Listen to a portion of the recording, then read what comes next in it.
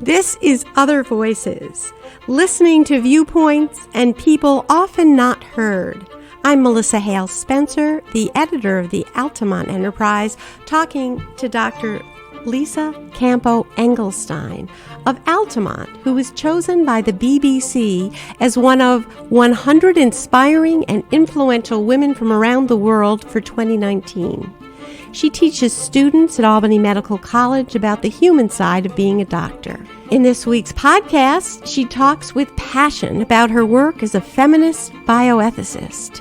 She enjoyed meeting women from artists to athletes at the BBC Symposium in London and only regretted that World Cup winner Megan Rapinoe couldn't make it. Dr. Campo-Engelstein is herself a soccer player and also admires Rapinoe's advocacy for human rights. I am in awe of the guest that we have today. This is Dr. Lisa Campo-Engelstein, and she has been named one of the BBC 100 Women, the female future. And she happens to live right here in Altamont. So welcome, Lisa. Thank you for so coming. Much for having me. I looked up your biography for the 100 BBC Women, and it was very succinct. I don't know if you wrote it, but I appreciate succinctness. It said that you aim to improve women's lives through finding new methods of contraception, and you also improve fertility for cancer survivors. And then you had a single quote by Margaret Atwood: "A word after a word after a word is power." Did you choose that quote? I did choose that quote. And why? Tell me why. Well, Margaret Atwood is one of my favorite authors. I love to read. And as an academic who writes a lot and hopes that words will help change the future, I just thought it was the perfect quote for the female future, that there are many ways we can try to engender a better future, and words is one of them. I agree with you. So I would just like to hear, to start with, you gave a speech, and it centered on the idea of men rather than just women taking responsibility for contraception. And just tell us a little about your research and how you got there, because I was really surprised with some of the things that your website linked to. Sure. So we often, when we think about reproduction, we think about women. And it's interesting to look historically and understand that contraception was not always seen as women's responsibility. In many ways, it was seen as men's responsibility because they were perceived to be the head of household. And that shifted starting in the 1800s, and then with the invention of the female pill, that cemented this idea that contraception should be women's responsibility. And while I am 100% behind women having lots of options, I think the pendulum has swung so far that now the fact that women do the vast majority of contracepting is problematic, because they then face all the burdens of side effects, money, time, psychological, social effects that they face. And so we need more options so that heterosexual couples can allocate this responsibility more fairly. And so if we could unburden women from this, that would be great. Also, younger men are clamoring for options for them because they don't really have any. We have male condoms and we have vasectomies. Vasectomies are permanent. It's not a great option for a younger man. Condoms have all sorts of disadvantages, but one of the big ones is that in actual use, their failure rate is about 15%, whereas many of the female contraceptive options are under 1%. So they don't have good options for themselves. And so if we could develop new male contraceptives, I think it would help women, it would help men, it would reduce the number of unintended pregnancies, which in this country are about 50%. Really? Yes. I hadn't realized that. Half of pregnancies in this country are unintended? Yep, people were not intending. So they may still be wanted pregnancies, but that wasn't people's plan.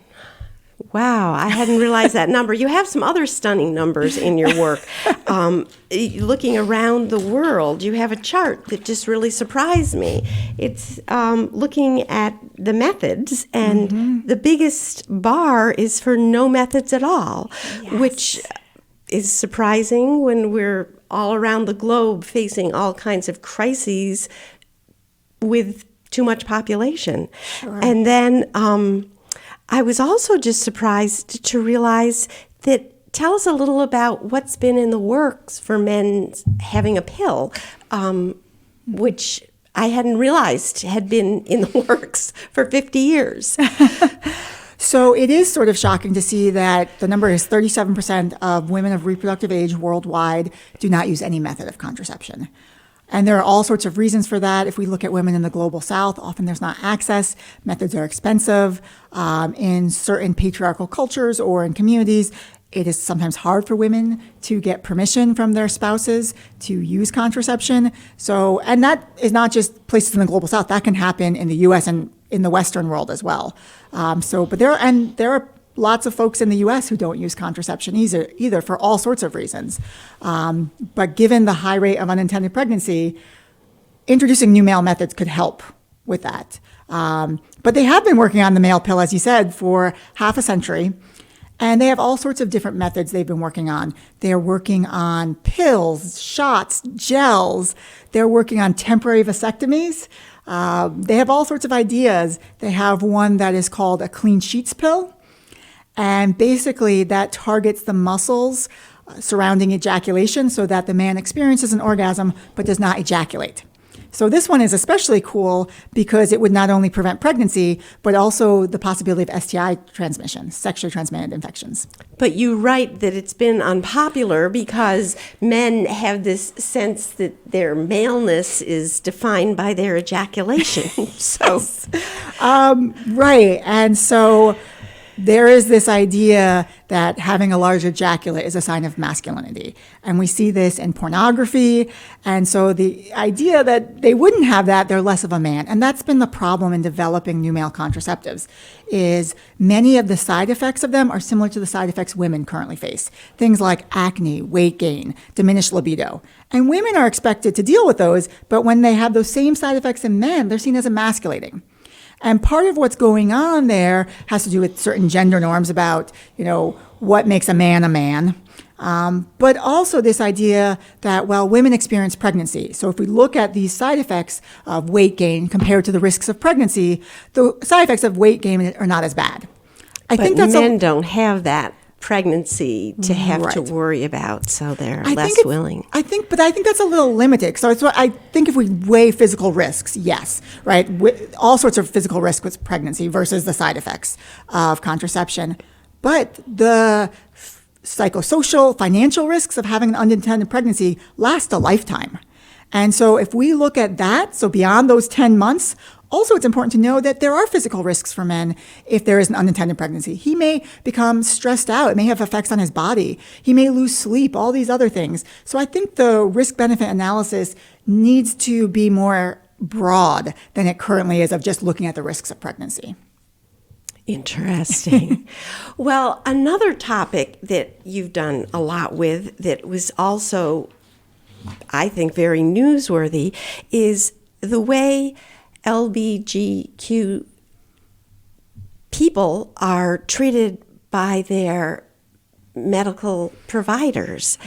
And I had done a podcast months ago with a woman out on the West Coast who's from Albany County that developed something called a Q card, so that people could bring this to their physician and kind of the physician could be educated by looking at this card. But could you just kind of go over some of the things that your research found? You have outlined 3 broad areas of problems that people face that are kind of shocking, I think. So we've done some research actually in the Albany area. We interviewed folks who identify as LGBTQ and asked them about their relationships with their providers.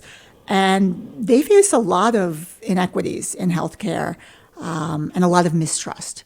And so things like transgender folks being misgendered. So going to see their doctor and having them use the wrong pronouns for them, or suggesting certain types of treatment that don't align with their gender identity. And so these are the sorts of things that they face that are unfortunately quite common. Also, there's just a sense that they're being treated like they're not a real person in certain ways. And so people, they can sense the distance from their physicians and the judgment that's passed on them for their quote unquote lifestyle or the choices they make. And so that leads to a real breakdown in trust.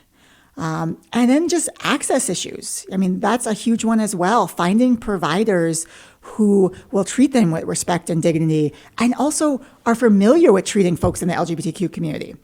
There's a lot of physicians and healthcare providers who don't have that sort of knowledge.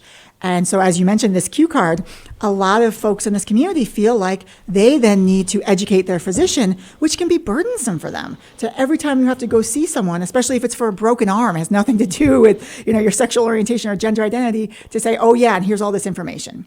So we found actually that a lot of trans folks in the area were going outside of Albany to get their care because they were having trouble finding folks who could provide the kind of care they were looking for.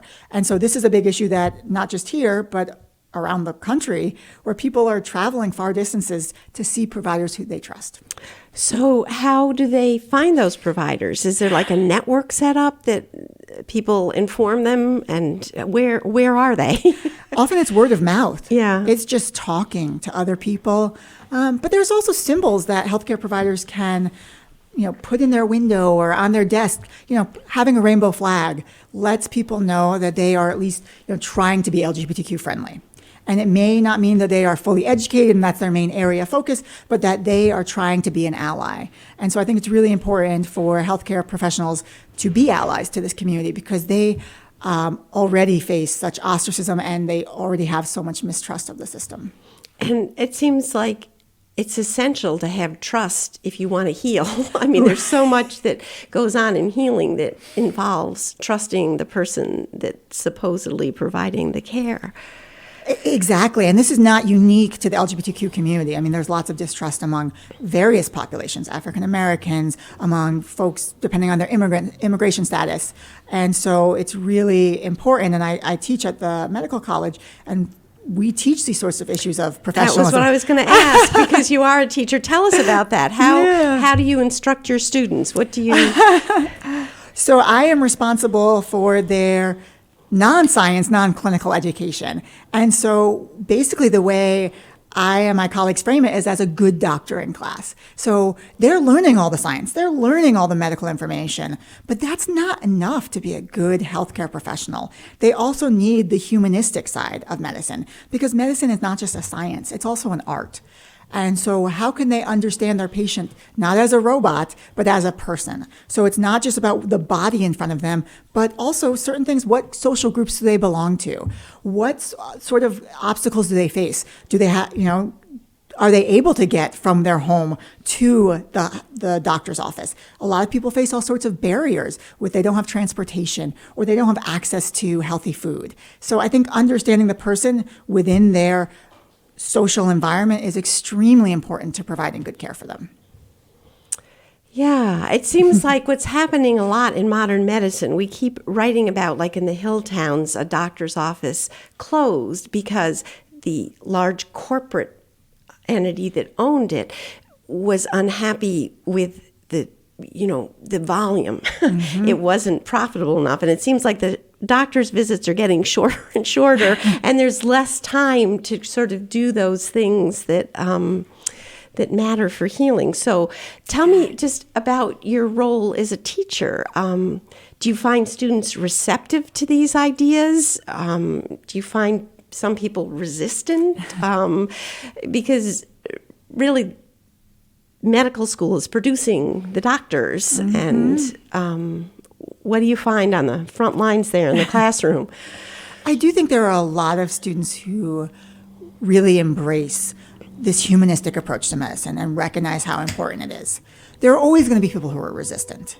And it is really challenging, as you point out, with some of the realities we face, that physicians have so little time with their patients. And often the way they're paid incentivizes them to spend less time and to order more tests.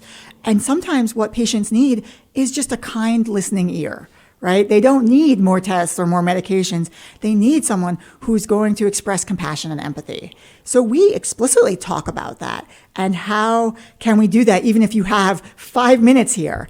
And it's just sometimes it's little things.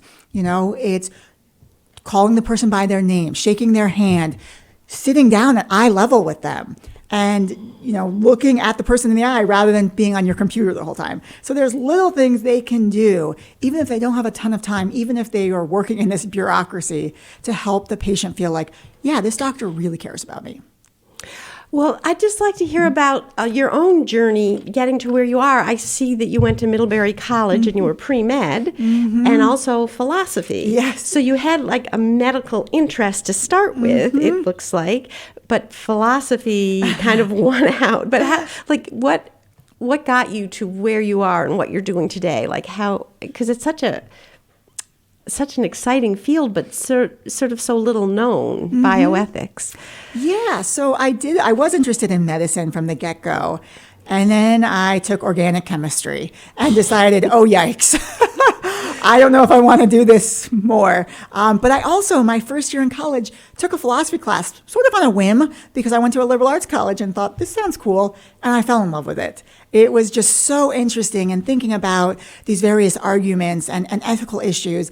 And bioethics is the perfect marriage of medicine and philosophy. So I pursued a Ph.D. in philosophy, but specializing in bioethics and also feminist theory. And a lot of the work I do is surrounding gender and sexuality and those sorts of topics and reproduction. And so I feel like having that background in medicine is really important, or in science.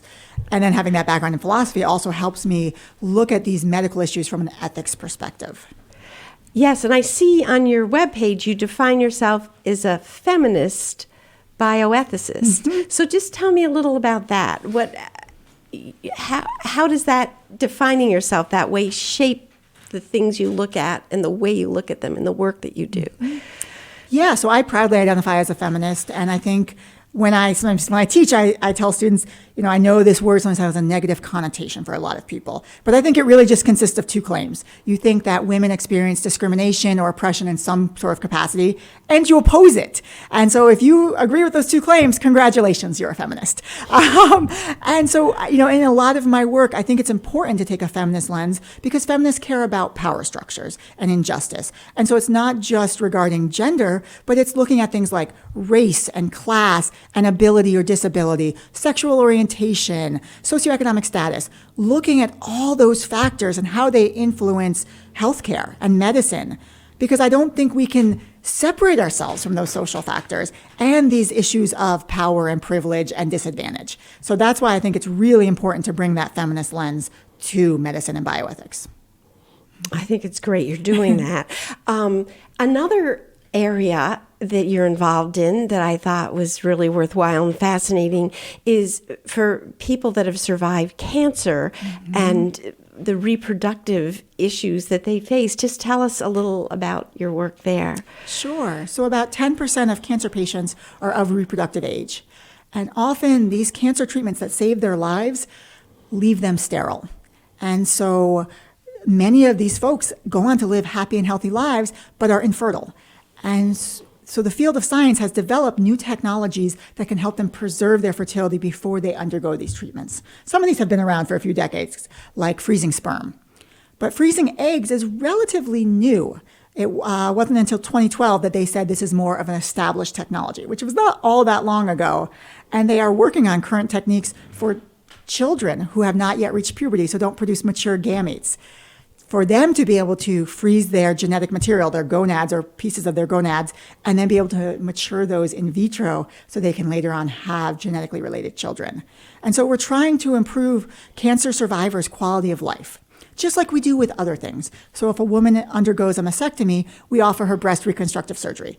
If someone loses their hair due to cancer treatment, we offer them wigs. If someone loses their fertility due to cancer treatment, we can also offer them techniques now to preserve their fertility. And so much of my work in that area is looking at the various ethical issues involved there. And in particular, issues of justice and access to these sorts of treatments. Because these treatments, especially treatments in reproduction, are often seen as elective. Because we say things like, well, no one's going to die from not genetically reproducing. But my argument is much of medicine today is quality of life. So I have seasonal allergies, and I'm miserable when ragweed is in full swing there. But no one says, oh, that's elective. We're not going to give you allergy medication. Things like lower back pain. You could live with it. You could live with a broken leg. You could live with, poor eyesight or erectile dysfunction or all these things that we see as legitimate parts of medicine. And reproduction has been relegated to the side and saying, that's not real medicine. And I'm trying to make arguments to say reproduction is a legitimate part of medicine and we need to treat it as such. Why do you think that is? Why do you think that has been relegated to not being considered as important as some of these other things? I think it's conflated with women, and women's healthcare is often pushed to the side as well. And so we see that as, we don't need to take care of that. That's women's stuff. And also we see reproduction as a private matter, quote unquote private matter. So it's not part of healthcare. So historically, infertility was seen as a personal problem and not one that medicine should intervene in. And it was sometimes seen as a moral failing. It was, you have a barren uterus, right? And so that's just something on you that medicine can't do anything about. That has changed historically. But notice too that we have this language to talk about a barren uterus and no one talks about a barren scrotum, right? And so maybe they will now after this podcast. So it's even encoded in the language. Exactly. Isn't that something? And historically, it was seen as a problem with women. And so doctors wouldn't even test women's partners to see if it was a problem with male factor infertility because they just assumed it was a woman's problem. So I think the fact that this was seen as something to be with, a problem just with women has made us just say, not important, not important. Isn't that something? I hadn't thought of that. Well, so tell us, do you sort of plan out your life and what you're working on next? Do you have things that are like on the horizon that you're interested in? That what are they? It's such a wide diversity of things that you're involved in. Yes, I mean, it's exciting. I love what I do. And I'm constantly working on new projects. Many of them are in some of the same areas. We talked about male contraception and looking at some of those issues there.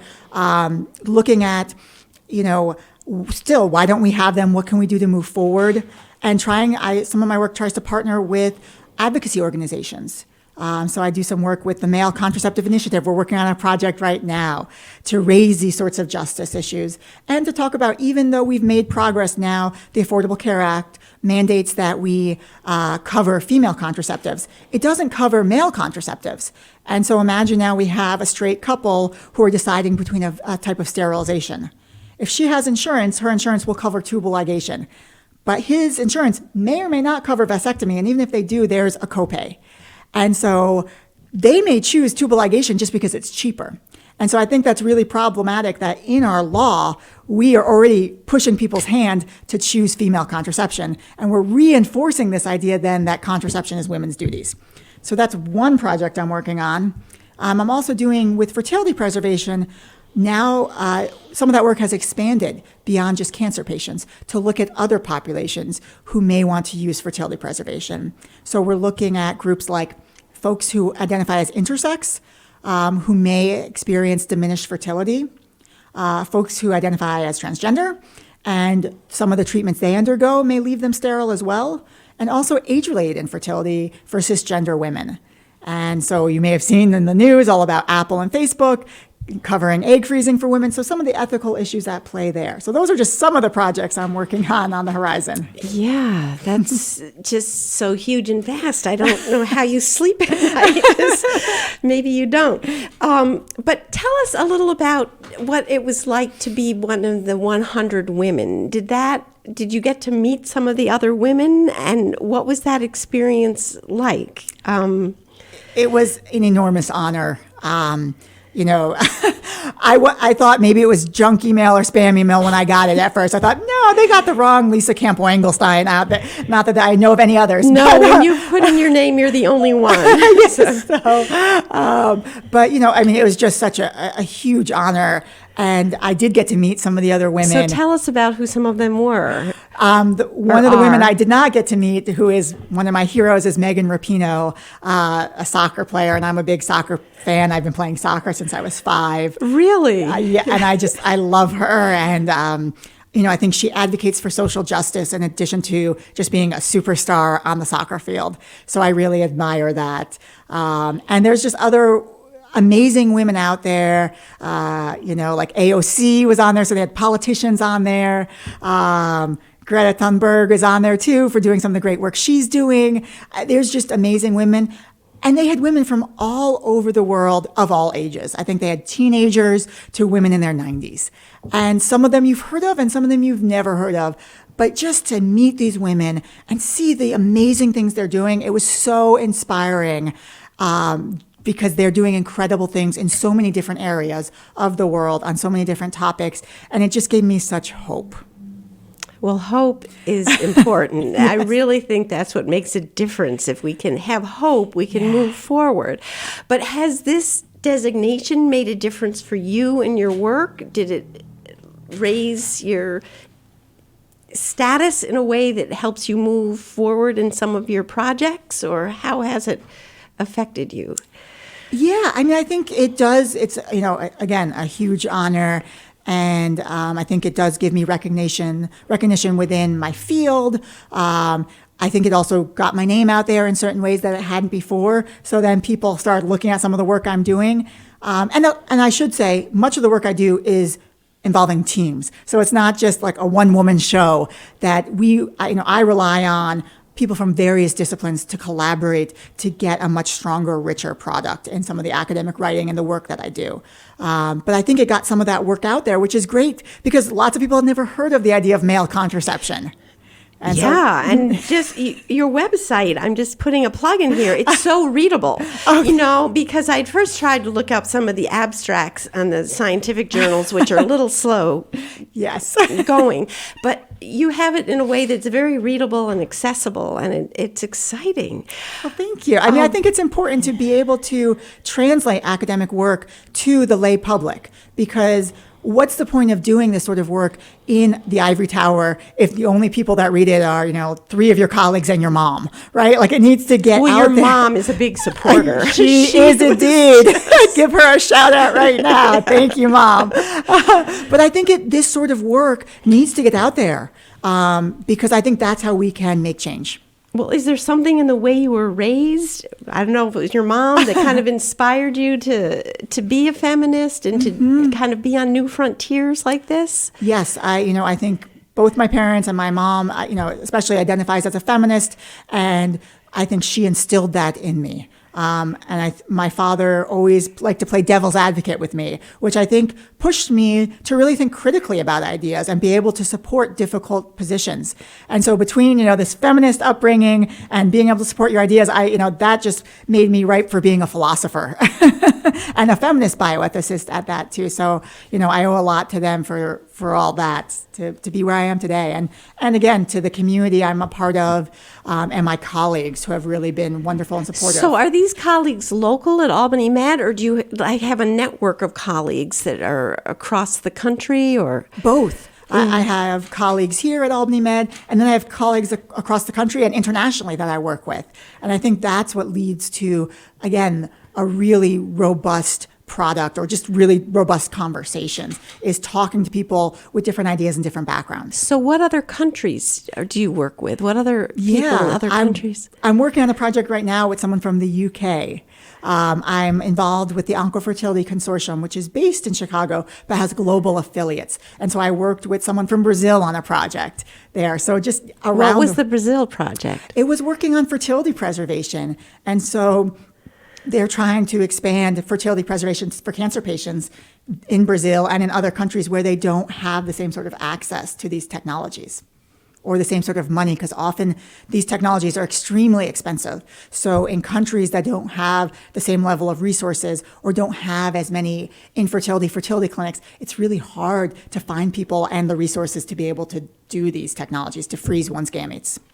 Wow. Well, our time has just gone so fast. Do you have any closing thoughts that you'd like to leave people with? Maybe a fitting way to end is the Margaret Atwood quote again, and to tell people that words matter and to use their words to engender the change they want to see in the world. Well, thank you. You got a bit of Gandhi in there, too. Yes, as well. I tried. Thank you so much. Thank you. Wow. Thanks for having me. It's so fun talking about this stuff. I mean,